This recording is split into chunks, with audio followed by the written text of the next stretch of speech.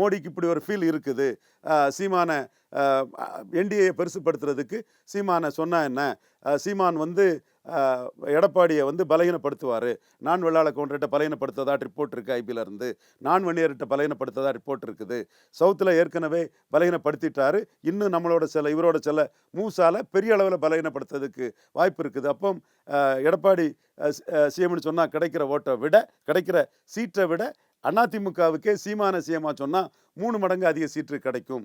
20 சீட்டு கிடைக்கும்னா எடப்பாடி சிஎம்மா சொல்லி, சீமான சிஎம்மா சொல்லி அந்த அணிக்குள்ள சீமானை கொண்டு வந்து அணியை பெருசாக்கினா அது கிடைக்குங்கிற ஒரு கருத்து.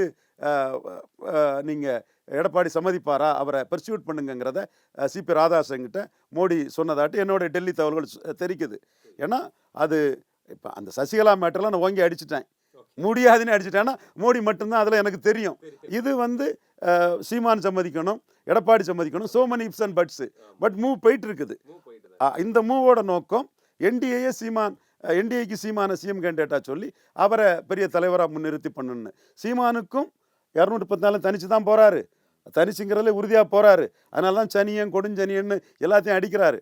ஒரு வேளையில் 1 to 1 தன் தலைமையில் வந்தால் தம்பி அதுக்கு பிரச்சாரம் பண்ண மாட்டானாங்கிற எதிர்பார்ப்பும் பவன் கல்யாண் 2014 பலன் நிரூபிக்கிறதுக்கு முன்னாடி நாயுடுக்கு பிரச்சாரம் பண்ணார்ல, அதே மாதிரி பலன் நிரூபிக்காத தம்பி பிரச்சாரம் பண்ண மாட்டானாங்கிற எதிர்பார்ப்பும் சீமானுக்கு உள்ளுக்குள்ளே இருக்குது.